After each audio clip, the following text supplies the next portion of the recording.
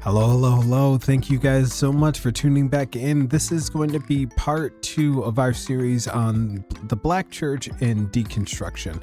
Today I got a chance to sit down with Abel, and we were able to talk about the history of oppression with the church, with Christianity, with religion in general, on the Black community within the United States. It's been a wild and insane history, and we talked about culture, we talked about the differences between white churches and Black churches. We got into a lot, so I hope you guys enjoy the conversation. So the way that I normally start this off is say who you are, what you do, and where people can find you. Okay. My name is Abel Perry. I'm a regular guy, a retired professional boxer living in Arkansas now. For a while, I did the corporate thing, found that environment to be extremely unhealthy. And so really just took what I learned there and invested in myself and navigating that, living life, being happy. My content is here on TikTok is really just me talking through the process of deconstructing from Christian faith that I was raised in. And in addition to that, deconstructing or decolonizing my understanding of what it means to be Black in this nation. And so just navigating the overlap that there is in those two things, because it seems to be coming up more and more and more the further I deconstruct. You guys can find me on TikTok, Poetic Deconstruction, other forms of social media. They're out there, but I don't do a lot on social media. So. Cool. Yeah, so TikTok is bringing me together with a ton of people. That's where I found you. And so yeah, I did the corporate thing for a long time too. Wasn't for me. I guess I'm a blue collar tradesman guy now. But I want to talk about, so you said that a lot of your content now is focused on two things: the Black experience in the US and also deconstructing your Christian faith that you grew up in. Absolutely. So this is kind of part 2 of a series that we're doing on deconstruction and what it means. And we'll get into the main topic in a second, but I want to know, what is your, I guess, like, definition, or how do you describe deconstruction? Somebody jumps in here and they're like, what are you guys talking about? Right. Deconstruction, it's always been like this bad word within the Christian community. For me, in regards to my faith and my belief in God, I was really, and most kids are, indoctrinated before they're really educated. They get indoctrinated before they really understand history and the relevance of pledging yourself to something. So this structure, this faith was just established for me. It was this towering faith in my life. And deconstruction for me, as I begin to understand the real history in this nation and how Christianity came to people who look like you and me in this nation, I just started asking questions. And it really was just as simple as going to people in my church and people around me in my community and saying, hey, I can't reconcile these things, and this doesn't feel right, and this doesn't feel right. And the more questions I asked, the more I just got told, well, you never really believed, or, the devil's all in you and all that kind of stuff. So for me, deconstruction for me is just asking the questions, digging, asking the questions, because whatever's true truth can withstand a few questions. And the only reason that people should be getting stressed out about people asking questions is if they're not telling the truth. Yeah, absolutely. Agree with that. I like that definition a lot, especially with the idea of truth, because I think a lot of people think, and I had to explain this to a buddy of mine, last night, actually, that deconstruction isn't necessarily just losing your faith. I think a lot of people think that, and that's where the, oh, you got the devil in you kind of thing comes from. You can't be asking those questions. I think that comes from like this idea that people are trying to get away from the church. But I would almost argue that the most faithful among us are the ones that are like, well, wait a second, I want to do this the right way. So which one's true? Because this Absolutely. part of the Bible contradicts this, or this pastor contradicts this pastor. Who am I supposed to listen to? Because you both told me that you're right. You both told me that God told you to say whatever you just got done saying. So who was talking to God and who wasn't? You know, I did like, you know, which one does or doesn't make sense. But you, when me and you were talking earlier on in the week, you brought up this topic that I'm really excited about talking about tonight because I love it. I love history, but the history of Christianity as it relates to oppression in the Black community. So we understand that it's very powerful in the Black community. It's a huge part of our culture. It was a huge part of honestly, the civil rights movement. It was a huge part of slave rebellions. It was a huge part of a lot of communal things that was an easy way for Black people to get together and it not be so suspicious. So that's kind of like a history that we have with it. But also, like you said, it was brought to us in a certain way to justify a lot of things that to justify slavery, to justify Jim Crow, to justify, you know, Black codes and things like that. Yeah. So you had brought up this topic. What was going on in your head? What was the history bit that came out that you were like, I got to bring this up? Well, you know, we talk about the church, the Black church being such a fundamental part of our history through the civil rights movement. But I don't think people stop to think of why a lot of times. I mean, there's 5 social institutions in our society. There's family, there's education, there's politics, there's finance, and there's religion. Religion was really the only institution that we had. It was the institution that we had the most freedom within, as long as we were navigating their religion. So that the church became a place where people congregated, as you said, to address gaps in those other 4 institutions. And I think in some ways there may have even been a divide within the Black community for non-Christian religious bodies in the Black community because they weren't affirmed in the same way by the white community. You know, Islamic faith and other religions that were doing positive things in the community, they didn't have that check mark of approval from white society. And that's something that I think people just kind of look over because Christianity in our society today is just assumed as right.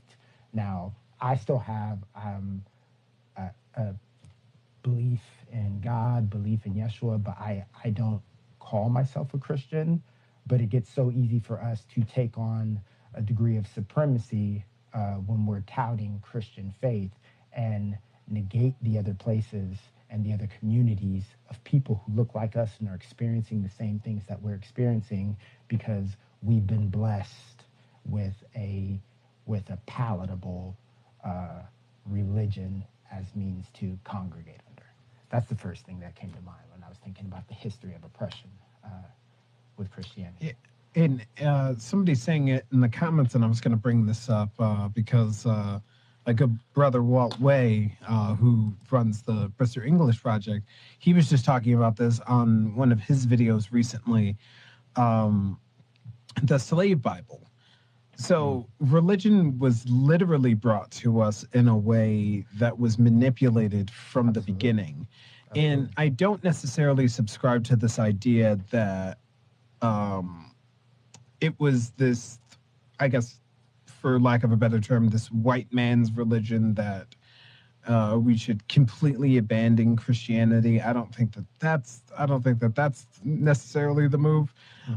But when we're talking about, especially the United States, like the slave Bible existing, where they had specific chapters, specific books of the Bible completely removed out of that version of the Bible, so that they could give it to the slaves and they could read it and understand it, or have it be read to them to understand it, and not get anything in the Bible where it says how to treat your slaves, or it says or it basically describes indentured servitude, or it says to free your slaves, or it talks about freedom. Anything related to freedom, like the entire book of Exodus is out of the slave Bible.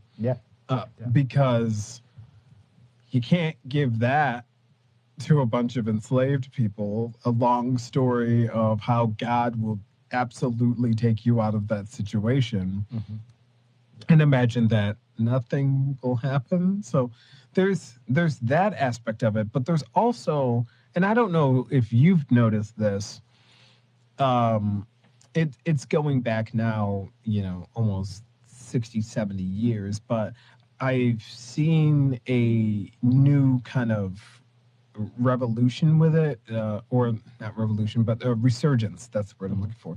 A new resurgence with the evangelical church or sect denomination really running with a lot of white supremacist ideas. And it's always been there. Like there's the Ku Klux Klan, Triple K, they burn crosses on purpose. Like it's supposed to be religious iconography on purpose, so that what their God subscribes to, who he believes is the most important, people, the chosen people. It was meant to scare people. And that was really pushed through a lot by, yes, someone in the comments is saying at the Southern Baptist Convention, yes, they had a huge policy of not allowing Black people to be in the church for many, many, many, many, many years. But the evangelical church that's pushing a lot of the kind of political right now, which harms marginalized groups, that's feels like it's becoming more prolific. Is that something that you've noticed in the last, I don't know, definitely since Trump? Thank you, someone in the comments. Comment section's on fire right now. Yeah, absolutely, definitely since Trump, because Trump courted them while he was running. Absolutely. Yeah, I've definitely seen a resurgence of that. I think that's a good word. I don't think it's ever something that went away, and I think that's because the racial and racist aspects that have just existed in American Christianity just has not been openly addressed, kind of swept under the rug. But even the experience in the Black church is totally different than the experience in the white Christian church. The white Christian church, they worship from a position of privilege. They sing songs about, to be with you and my relationship with you and holding hands and we're kicking it and we're tight. Historically, the songs in the Black church and the position of worship in the Black church came from a stance of the struggle. They sung about, making it through. God's going to take me through. Oh, when I get over there, because they're almost as if to say, there's no justice for me here, so I need to have it over there. So the white church's experience is almost like Israel, and the Black church's experience is like Egypt, so to speak. Right. And because, excuse me, that this hasn't been addressed openly within just the Christian community as a whole at large, a lot of the racist ideologies, the racist undertones, the racist history, like I grew up in the Church of God in Christ, get down, doing cartwheels up the aisle, speaking in tongues kind of gospel church. something most people don't know history-wise with the Church of God in Christ. The Church of God in Christ started from this long revival. This revival was a Azusa Street revival, and just this revival went on for, oh God, I don't even know, but for days, weeks, months. And of that revival, there was a church that was formed with white people and black people. There were white ministers and there were black ministers, and the white people didn't take well to being preached to or rubbing elbows with black people in the congregation. So they went to Hot Springs, Arkansas, and had this council, and that's where they formed the Assembly of God. So essentially, the Church of God in Christ is basically the black rejects from the Assembly of God Church. Oh, so, yeah, that's another thing. And I know that this happens in white culture too, or white people experience this as well. So don't come for me right now. But in black culture, a lot of your denomination is super duper important. Mm-hmm. Like what church you go to. Like if you're regular run of the mill Baptist, it's like, okay, all right, we can get down with that. You're Baptist. Church of God in Christ, okay, we can get down with that. Yeah. We could do that. But then, like I've had, people been in the room when people say, oh, well, I go to, such and such church, and it's like, oh, what do they do there? And it's like, oh, it's a non-denominational church. Ooh. Can't talk about that. Like we can't do that. No. We got to know exactly where you stand. Yeah. And it's stories like that. Like honestly, I grew up Southern Baptist. Every other denomination, I don't really know much about. Like, I know like some certain things, like Baptists baptize people underwater.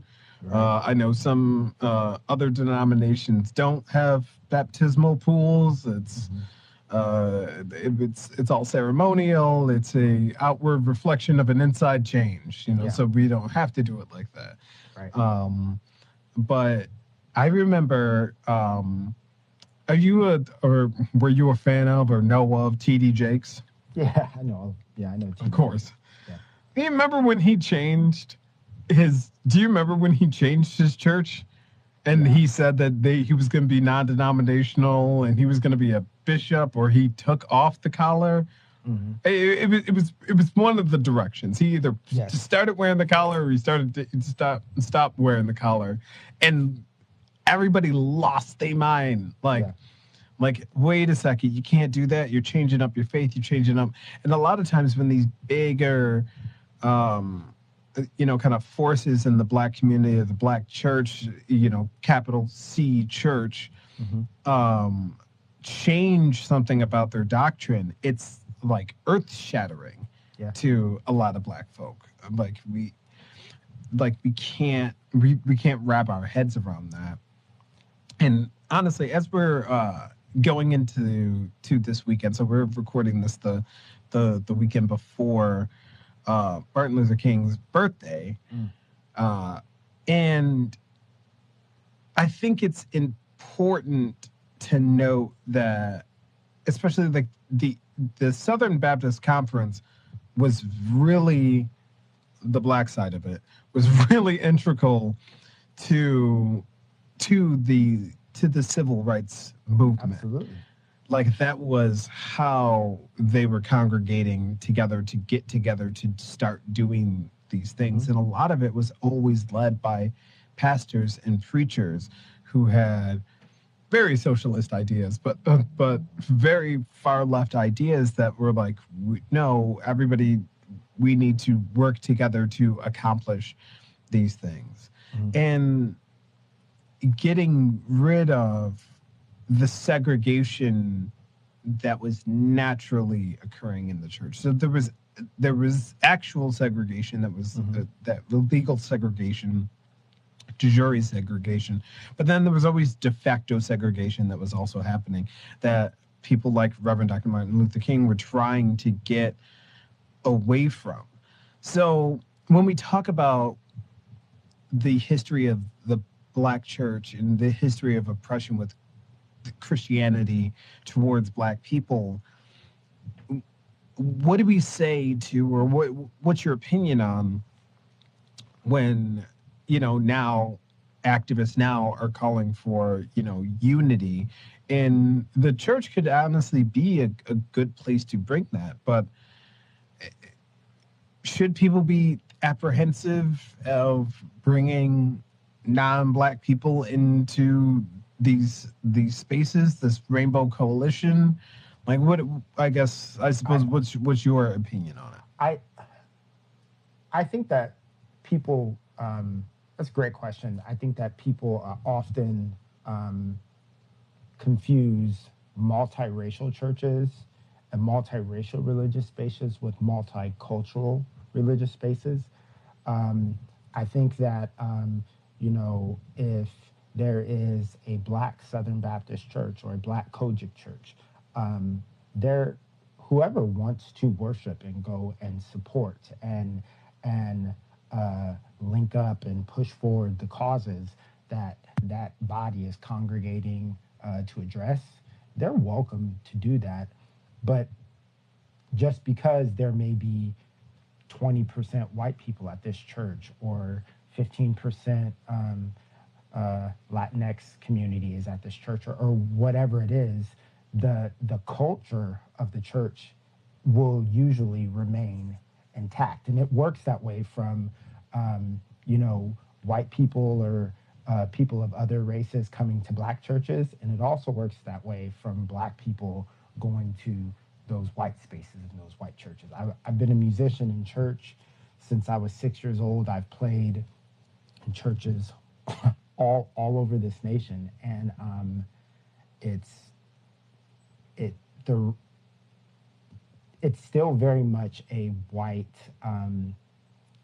experience, a white version of this religion that they're looking to put out. I've had times where I was told even to set up in the back of the band because they didn't want our good to be evil spoken of. We don't want to distract God's people, kind of a thing. So it's not something that is this long time ago thing, but addressing your question more directly,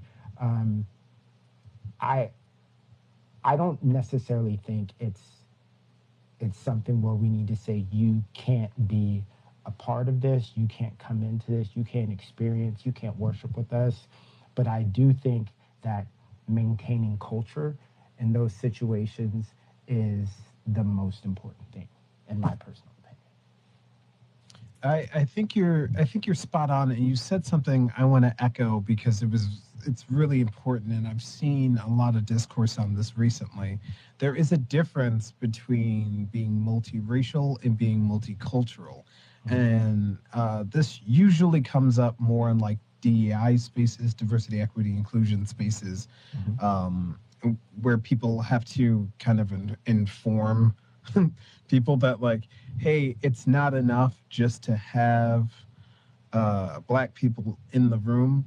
I think the best analogy that I've ever heard was, let's see if I could do it justice. Having a multiracial organization, whether it's a church, a business, whatever it is, having a multiracial organization is like inviting Black people to a party, right? Having a multicultural community or space is like inviting Black people to the party and then asking them to DJ so they can control the environment. Right. Sharing the power that goes. And I think that's the biggest difference.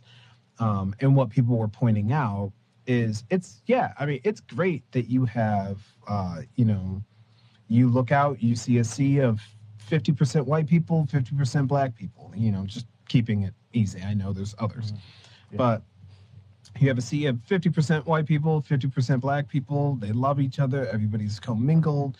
They're together.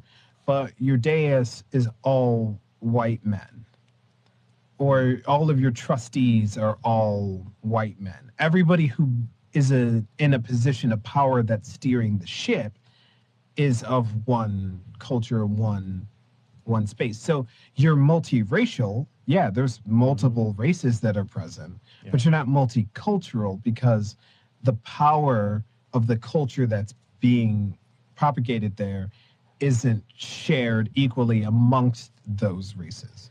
So it's not even, in my opinion, it's not even enough to have your assistant minister be a black person.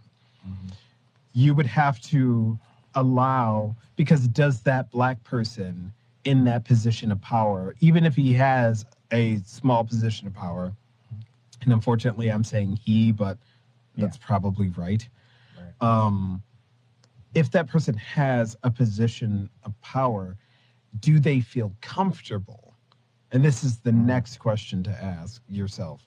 So you have people there, you change things up so that now they're in a position of power, but do they feel, is your culture inclusive enough that they feel comfortable changing the direction of the ship?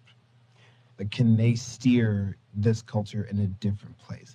And if the answer is no, that they would still conform to whatever culture was present there, built by white men, then you're integrated, but you're not multicultural. You're multiracial, but you're not multicultural. There's still just one culture. You just got black people doing it. Right. So I have a question to pose to you, kind of flipping that question back to you, because of the history that we've talked about that there is in the Black church and how it's unified and galvanized communities and everything that we've just talked about. Do you believe that making a move towards multiculturalism, given that historic piece of the Black church, do you think that multiculturalism is something that will add value there? Because I think a lot of times when you say, like, people stressing out about, well, you're not this denomination anymore, or you're this, or you're this, or you're this, I think that within the community of the Black church, I think that that's what they're holding on to. They're holding on to that certainty, the experience, the history of just how that church has. And I'm kind of shooting in the dark here, but do you think that there's value in making that step towards being more multicultural in Black churches? I see the value in white churches, and this is going to be controversial. Y'all, please don't come hunt me down for this one. The value I believe in doing it in white churches is because the black people in this nation did not take Christianity, force it on white people, and use it as means to oppress them. So we took what was given to us and we put a little seasoning on that thing and made it our own. But I can see there being value in white spaces becoming more multicultural in the right instances. But yeah, I just like to hear what you think about that. So I think as far as it goes with grand change, so I look at it two ways, kind of micro and macro. So on the micro scale, probably not. It wouldn't be beneficial to Black people to make their space more multicultural because we have so many few spaces that we can have true cultural expressions of things. I think of Juneteenth, for example, which is a little off kilter, but like Juneteenth, Black people have been doing Juneteenth celebrations for decades. Like we didn't need we didn't need it to be a federal holiday. We didn't need it to be a multicultural thing or invite white people to the party. And it doesn't need to be multicultural to get the point across that it has. So the Black church on a micro scale, like in that physical building with that group of 1,000 people, 500 people, Black church is small, 300 people. With it on that scale, I don't think so. But as far as organizing and galvanizing a movement, I think multiculturalism is always good. Like we statistically know that there's been studies done that when you meld cultures together, you get better products of things, right? And that's like a lot of the framing of DEI work. Where people kind of miss the mark on that is what you said, is who's actually benefiting in this transaction? Are white people getting more benefit from Black people being there, or is it going both ways, right? I think it's evident, just if we're going to continue on with the historical context, right? I think it's evident in the way that there's been a reaction to it, that multiculturalism on a macro scale is intimidating or dangerous to the status quo. Absolutely.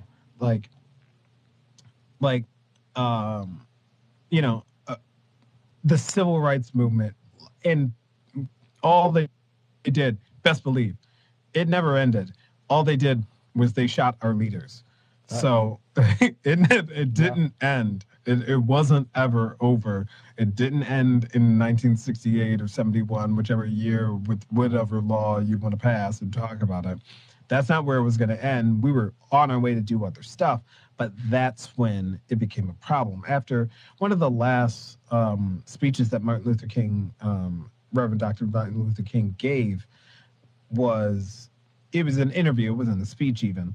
It was an interview when he was talking about his I Have a Dream speech. And he was saying, there's at some point, it seems as though my dream had turned into a nightmare. Yeah. And he's talking about the idea, it's really easy to integrate a lunch counter. It's really easy to integrate a bus line, but it's hard to fix poverty. It's hard to fix houselessness. It's hard to fix access to food and food deserts and things like that. Absolutely. Like proper housing, proper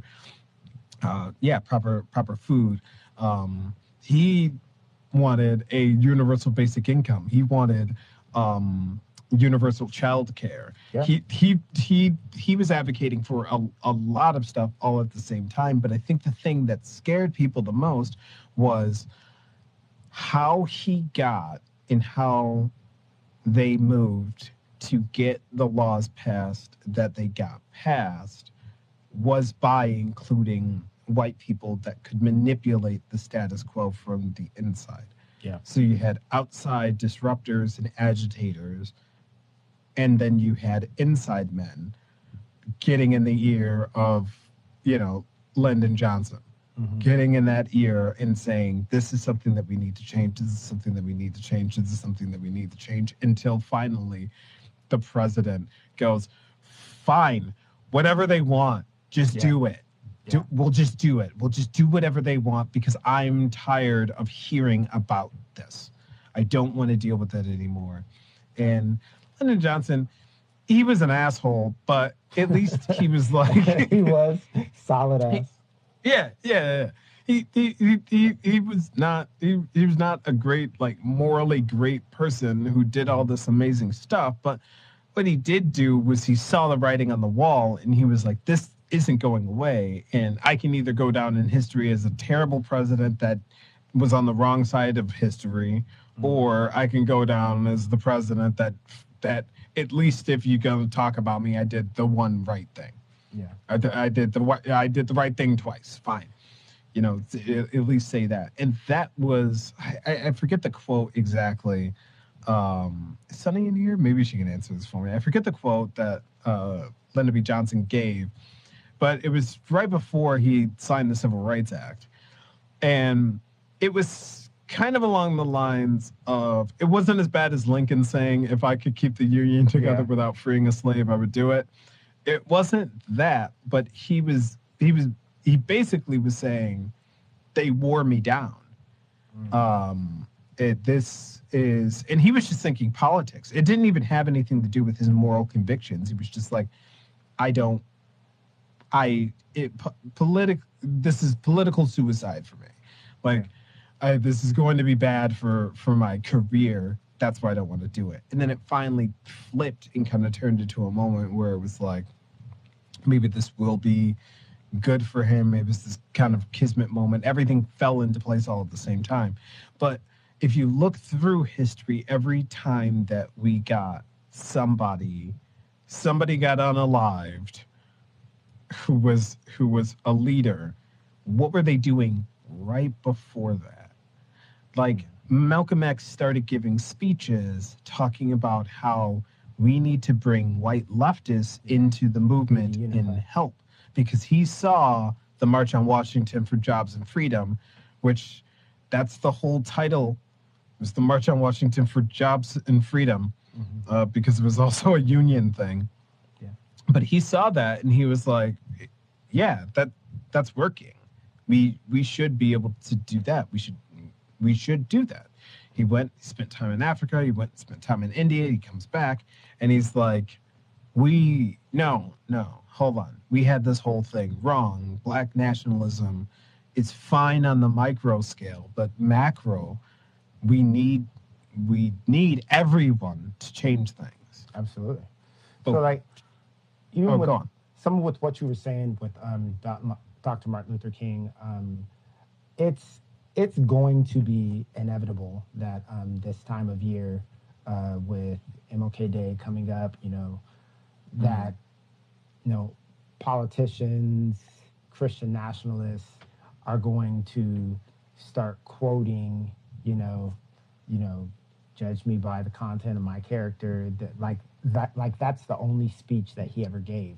Right. And just kind of connecting this kind of back into like the oppression of, that the Black church has been under. I mean, to have a leader like Martin Luther King, who championed the change that he championed, and for people to reduce all of his life's work to a line or two from a speech so that they can drive forward ideology, Christian nationalism, whatever, racism. I think that's absolutely a form of oppression. Like, you kill our leaders, and then you twist and manipulate the work of our leaders who aren't here to correct or to speak for themselves. Like, that is that's one of the most frustrating times about this time of year to me. I believe, what was that movie that Jeffrey Robinson did? It was on Netflix a little bit ago. Can't think of it. What was it about? Maybe the name will pop up. Oh my gosh, just about the history of racism in the United States of America. He said, like, the speech that Martin Luther King was set to give, I believe that same week that he got shot, the title was something to the effect of "Why America Could Be Going to Hell" or something like that. It was. Yes. Oh man, what is that? What is the name of that speech? I think it's something along those lines, like Road to Damnation or something like that. Yeah. It was going to be really scathing and about the Vietnam War. Yeah, but there's just so much more to the work that has been done in the church, in the Black community, that gets reduced to almost nothing. I mean, for shit's sakes, I mean, there's still places in this nation that are pushing to remove any of this man's story, any of his fight, any of his actions from from the curriculum of school age children. I mean, that it was watered down already, and to have that, I mean, that it's, I'm kind of rambling a little bit. I just feel like the positives that came out of that Black church, I feel like they continue to be circumvented, hidden, swept under the rug, or just outright misrepresented, and it's frustrating.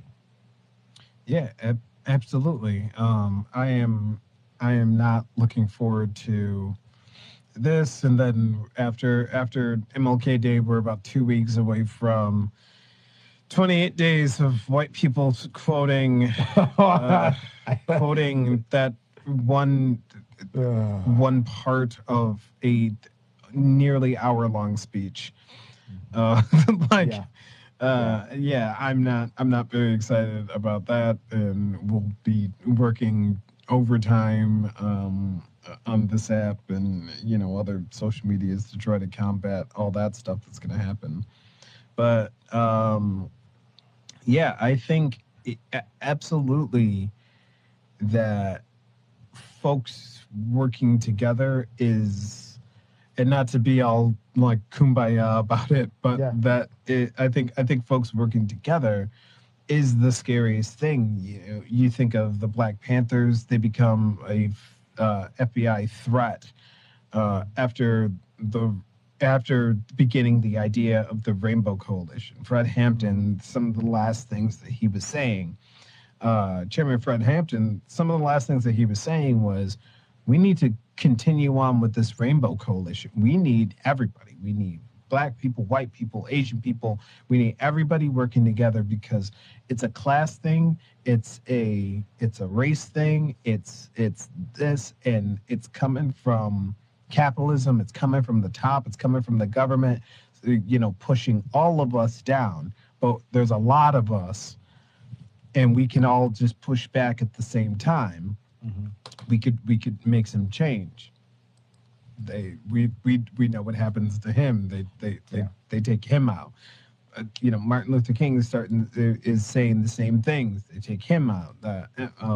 Malcolm X is saying the same things, and then the death threats and the charges on everybody's life around that same time anyway.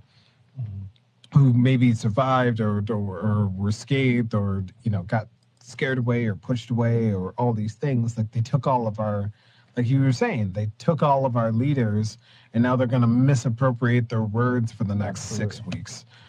It's frustrating, man. Yeah, it's very frustrating.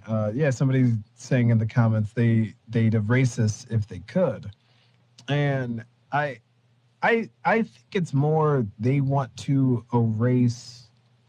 I think it's a lot of shame with a lot of the kind of anti-CRT stuff that they do, where like getting rid of, like Martin Luther King. That's such a wild thing to me, because I was like, I mean, on a lazy day in a social studies class, they'll fall ass backwards in the Martin Luther King. Yes. And now you guys can't even do the one speech that you only do anyway. And it's only a portion like you're taking that away. It's only a portion of that speech. Just, oh man, that's it's concerning. I mean, like moving forward, we definitely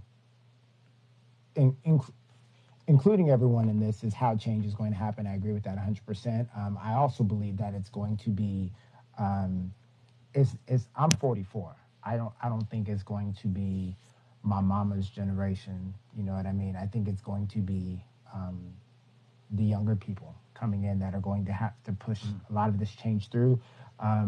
Because even in terms of being more multicultural from a macro lens, Um, I know people my mother's age and that generation who there is trauma in dealing with the idea of having people into black spaces and having power over black activities and like you said, having power to DJ the party kind of a thing. And there's trauma there, and I don't think change is going to happen without people being included. But I do think the work is going to end up falling on, our generation and my son's generation and the generations to come.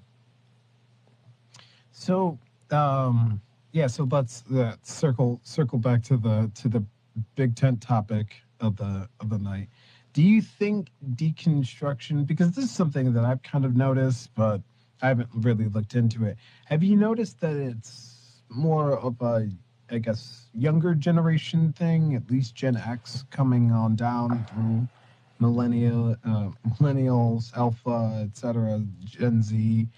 Do you think it's more with the younger generations, or does it not matter? Is it just like a matter of time kind of thing?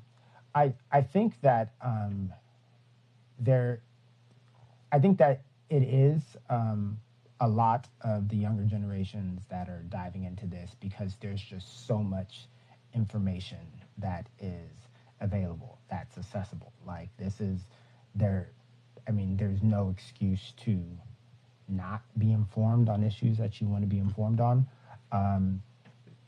But on the other hand, I think that some of the older generations, kind of sucks to think of myself getting in that framework of an older generation, but for real. But I think that there's so many things that we were taught that we just weren't able to ask questions about, that we just had to accept. And now that we are living life and decolonizing aspects of our life and aspects of the history that we're taught, deconstruction in regards to faith just seems like a natural process to follow that decolonization, just because of the history. And like you said earlier, it's not a thing of people looking to get away from God and run away from God, but it's deconstruction is really deciding if I'm able to, if I can, if I want to separate God with all of the bullshit that was done in God's name.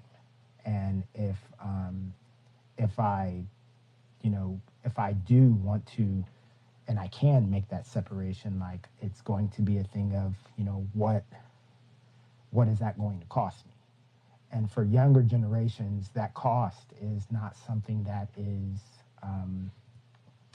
it's not as much of a concern, but I mean, the loss of certainty for someone who's 70, 75 years old, like the certainty of, what is going to happen when I close my eyes and I'm not here anymore? Like, what's that next side look like? That kind of certainty is it's like something that people just hold on to. The loss of religious justification in our society. You're part of this thing that is just 100% acceptable, mainstream and acceptable. There's a loss there. The loss of the safe space, that community, the loss of family in some regards. And I think that young people are definitely more inclined to say, man, I'm gonna do me. But I think that the older generation are aware of some of the things and some of the gaps that there are, but in terms of just deconstructing their faith, I think the things that are on the scale for them to lose, I think that I think it's just too much for some of the older generation at that stage in life. Yeah, no, I could agree. Like I was just talking to my mother about this. Hi, Mom. She's probably going to listen to this episode. I was just talking to my mother about this, and she, I think, is a rare e- uh, exception. But I personally believe, and I said this to her kind of gently because of what you were just talking about. I wasn't sure how she was going to push back against it, especially with the words being kind of inflammatory. Deconstruction sounds like you're breaking something apart. Or, Absolutely. But I said to her, I was like, I think you've been deconstructing for like 25 years, but you just didn't talk about it. Because my mother, I remember coming home and seeing my mother like she built like an office in the dining room, and she had all these books out and just all these different artists or authors, just secular authors, theologists, and she's reading about the Bible. And she had it had just stemmed from little questions, like we said in the beginning. That's how a lot of people start their journey, just little tiny questions that you have that just doesn't make sense. Absolutely. And she went searching for the answers, and it really changed. I watched her over time get confronted with some certain things, and then like change her opinion on it, or change her mind on it, or change, where she was coming from, like, with like sexuality, for example, is like kind of an easy one to say, like, Christians hate gay people, LGBTQ plus, they hate them all, and they, or they love the sinner, hate the sin, that kind of thing. That we heard all the time growing up. And to watch someone have the thought, well, my family member is, and my friend is, and growing up, I had friends that were, and they're not bad people. Like, they're good people. I want to see these people I would go to heaven. These people are in church. These people do everything right. What does their home life have to do with any of this? And just watching like kind of that battle that people have. And I think it just stems from like those little small questions. Absolutely. But to round out back to the history of it all. So we talked a little bit about like, how Christianity has been used on the Black community, and how the Black community took it, flipped it, remixed it. We do what we do. We made it better for ourselves. But as people deconstruct and they start to break down these different ideas that they had, what would your advice to, especially somebody younger who didn't learn the travesties of American history in school. They didn't learn it. They're researching this stuff on their own. They're studying this and reading it on their own, and they're just coming to grips with a lot of American history. Like, it's awful to learn that there was lynching, picnics, events on the lawn of churches. They went to church, praised God, came right out, grabbed that guy from the jail, put him up in the tree, and they ate sandwiches around him. And didn't think anything different, didn't think anything about it. And that is traumatic. to be like, wait, that was the Christian, they went to church and they came back doing that. I mean, I was going to ask, do you have any advice to like someone young who's deconstructing, or a young deconstructionist? Age doesn't matter, but they're learning about this stuff. I guess what would do you have any coping skills? Like, how did you do it when you were studying? Man, I really had to. I'll say this: it starts with being honest with yourself. I'm not a theologian. I don't have a degree in divinity. But this whole process starts with being real with yourself. You're going to have to be real with yourself about what you know, and you're going to have to be probably even more real with yourself about what you do not know. Not what someone told you, not what you want to be true, but what you know.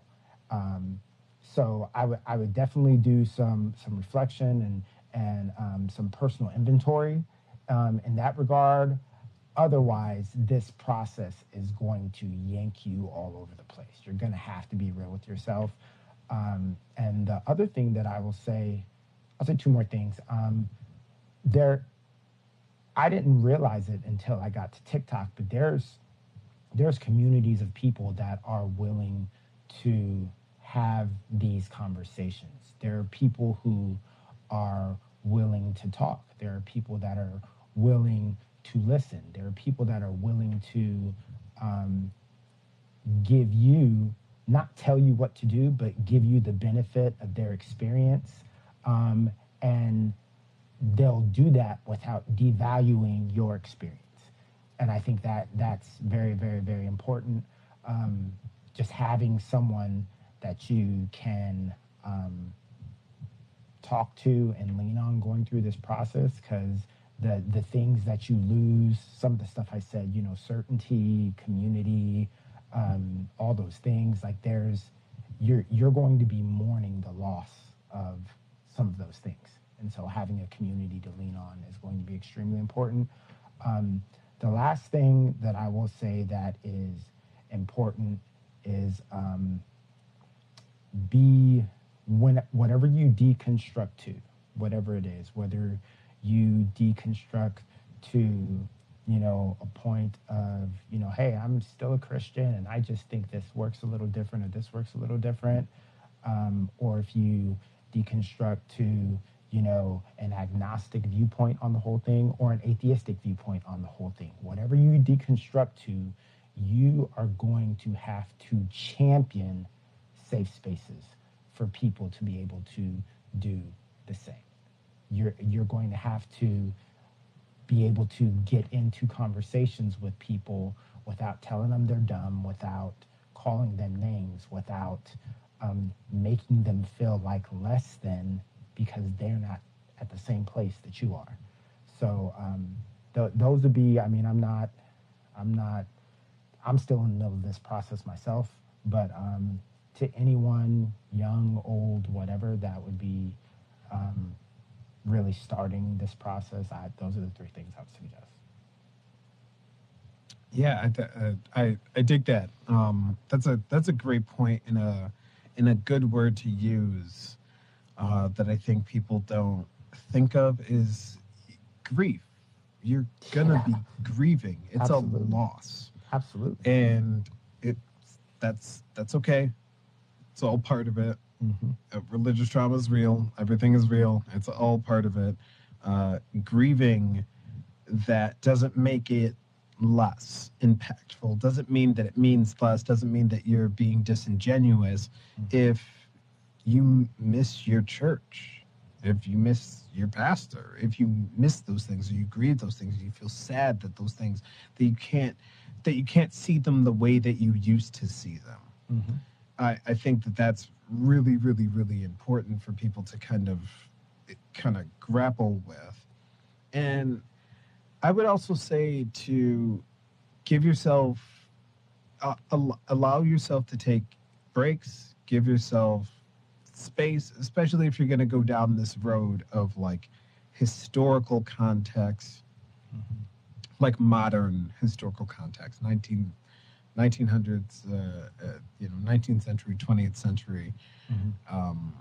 Historical viewpoints of Christianity, Mm-hmm. especially in the States. You're going to find stuff as Black folk that is going to make your stomach turn. Absolutely. That's going to make you feel really uncomfortable. That's going to make you feel like, nah, man, we got to throw all of this away. For real. That's real, man. And give yourself grace and room to move with that. Take a break. turn it off, go watch something else, debrief. And I have to echo something that you just said. Community. Yes. Don't do it alone. You'll drive yourself insane. Don't do it alone.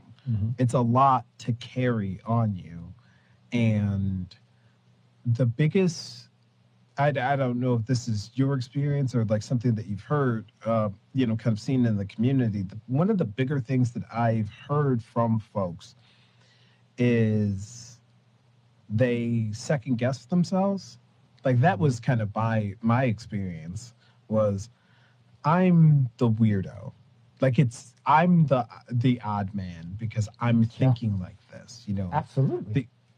A lot of times because it's like if you don't have the faith of a mustard seed, like if you're questioning anything, that means that you're being a bad Christian. And if you're being a bad Christian, depending on what church you went to, that means fire and brimstone. You're going to hell. And this is that and the third. And I think the realization, because this also happened to me on TikTok too, like seeing these communities and being like, whoa, I thought for sure there was going to be a couple people, but I wasn't ready for hundreds, thousands of people on this journey in different pockets in going down their deconstruction in different ways.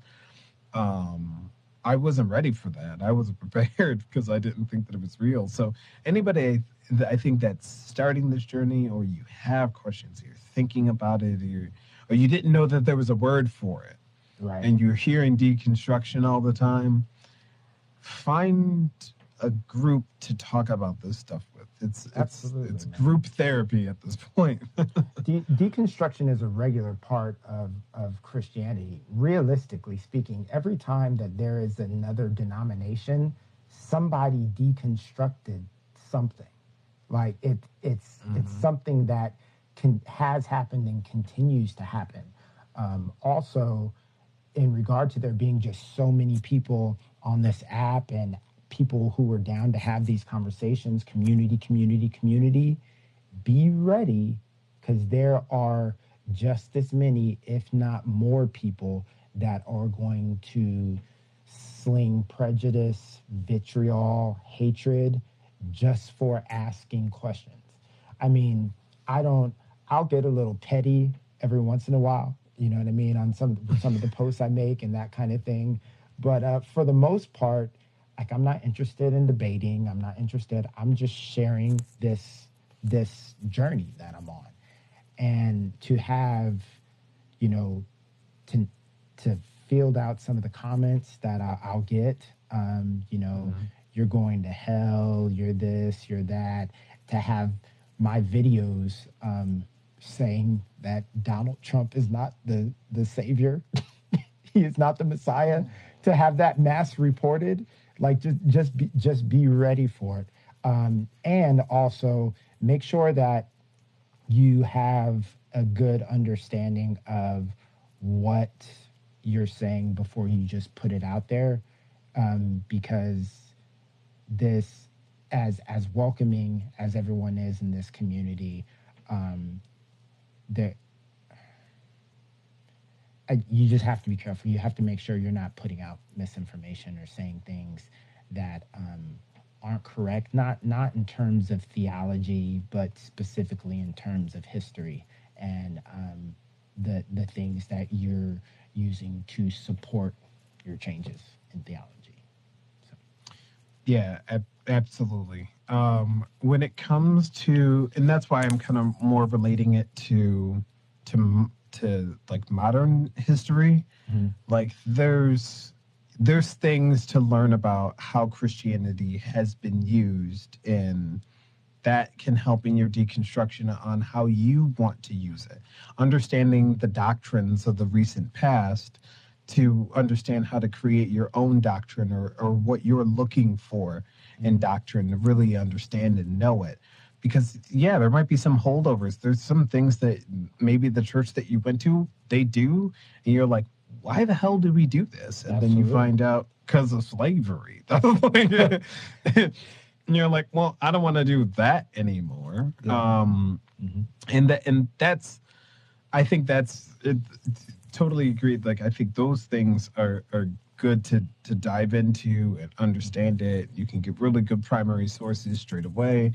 The thing that I would kind of avoid is it, and I find this a lot as far as like people trying to frame things with historical context and not knowing what they're talking about, is when you get into like the weeds with the Bible.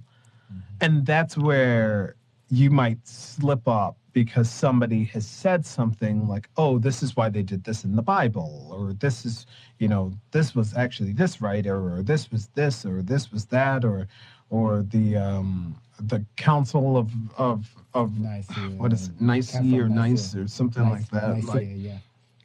yeah. And it's like, hold on a minute. Hold on. Yeah. Some of that is true. And some of that is not. Some of that is just conspiracy theory. And I look at it like this, and this is kind of my advice that I always give to people who want to critique something. Hit them square. Yes. There's enough that the Christian church, the Catholic church, that various denominations have done that are legitimately bad and legitimately written down, recorded, and we know that they did it. Absolutely. We don't gotta make it up. We like there's stuff like we don't have to make it up. Yeah. Like the okay, like we talked about the triple K, right? It is true that they burn crosses, right? That's very true. Yes. It's also true that the 1920 resurgence of the triple K was different than the 1800s original triple K. Absolutely. And the 1900s version was much more religious, and they got the idea from a movie. Like all of that is true. So to say that Christianity was a huge was like one of their founding aspects or things like that, that's doing too much. Like there is a point where you could point to and you can say, yes, from that moment on they infiltrated as much as I guess you could. Feels like they were invited, but they were a part of the evangelical church. They got an invitation, man. Right. They're part of the evangelical church, and a lot of their actions and things like that became religious. I think even to this day, you have to, in order to become a member of their group, you have to say that you believe in the Christian God, a Christian God. Absolutely. In order to really get there. Yes, was Birth of a Nation, which another fun fact was the first blockbuster and the first movie shown at the White House because Woodrow Wilson sucked. That's insane, man. It all becomes open to interpretation. There are community of ops too. I just had to boot a couple of people. Abel, I was hoping. First feature film ever. First feature film, not White House. Yeah. No, I think first feature film ever. They still, what an awful fact, right? Because if you study film, you gotta learn about Birth of a Nation. Yeah. Like, because it was the first feature film, but man, what a shitty one to start off with. But I was gonna say, I just had to boot a couple of people out of this live that were coming in here. So the things that me and Abel are talking about this isn't abstract. I just had to kick 2 people out of this live that's happening right now because they were coming in here trying to start arguments, and we're having probably the chillest conversation about Yeah, this I man. could think of. Yeah. But they're I jumping in here trying to start arguments, saying that we're, saying just lying and doing white supremacist dog whistles and things like that. It's like, no, we're gonna get rid of that and get out of that. So vet the groups that you'll be around, but please do always try to find community. I think that's Absolutely. I think that's very, very, very important. Yeah, and I want to thank you, man, for 'cause your content is so much about the Black experience. I think this section on deconstruction, I think there's a lot of value in this, just because of how many Black folks that's their history is growing up in the church and man, just for you to champion these kind of conversations, I think it's much needed. Respect you for that, man. It's crazy. It's like I grew up in Anchorage, Alaska, and grew up in this little Church of God in Christ. Was one of the bigger churches there, but I was so sheltered within this. Can't talk to anyone, can't do any of this. I remember I got into third grade, third grade on the military base. My dad was in the military, and there was a kid named Amin. And I said something about going to church, or you can go to, and he's like, man, I don't worship Jesus, And for me, it was literally like, I'm not even playing, like I felt like someone punched me in the stomach because that was the first Black person that I had met that didn't believe in Jesus. I thought we were just all predisposed to believe in Jesus. I just thought that's what it was. But people need to just deconstruct, this ideology and at least have safe spaces to have these conversations. So again, man, thank you so much for championing this conversation. Well, I do appreciate that, and yeah, I mean, your content honestly like inspired me because to even try to start having these conversations, because your content showed me that there's people out there that believe the same thing I do, and it's whoa. Yeah, it's now we got to talk. Now I found my people, found my tribe. I gotta now we got to discuss this stuff. Yeah, man. But we can start. Let me wrap it up here. But again, where can state your name? I will give you the title of a religious deconstructionist content creator. Sir, I'll take that. That's I'll take what that you do, title. sir. Yeah. But state your name. Where can people find you, man? On TikTok, poetic_deconstruction. Sorry, my name is Abel Perry. On TikTok, I'm poetic_deconstruction. And I have an Instagram page with the same handle that I don't do a whole bunch with, but I'll try to get on there a little bit more. But Poetic Deconstruction on TikTok and on Instagram. Cool. Well, I really do appreciate it. And we try to leave off on a actionable item. And something that I want people to do is, if you're going to start this journey, get a journal. Just like a little something that you can kind of, when you're having this stream of consciousness, and so everything doesn't stay boxed inside your head until you get a chance to reach out to folks, start writing it down. Try to write down what you're thinking. Getting it out of your head, just being only in your head, is super duper important, and it'll help like stop you from going crazy. I had to do that too. The other thing too, I mean, you have all these thoughts going through your head, because once you do this, it's easy to go down a rabbit hole. But getting those thoughts out of your head and getting them someplace tangible where you can see them, they have a different effect on you than just cycling through them in your head. So Get those thoughts out of your head and get them to someplace tangible. That is great advice, man. Great advice. Yes. And someone just dropped in the comments too, or a recorder. Anything. Some people don't write. That's cool. Some people don't read. I read books with my ears. It's, do what you got to do to consume things and get things out. If it's just talking, use your phone. You could buy a little tiny recorder, record stuff. Yeah. Make private TikTok videos. You don't even have to put them out to the world. Just talk to something and get all of those ideas out.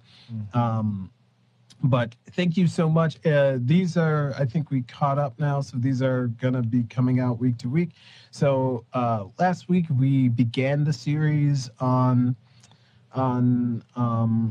deconstruction. That was part 1. This is part 2. Thank you guys for being here. Yeah. Somebody just secretly dropped Donnell Speaks. I love Donnell.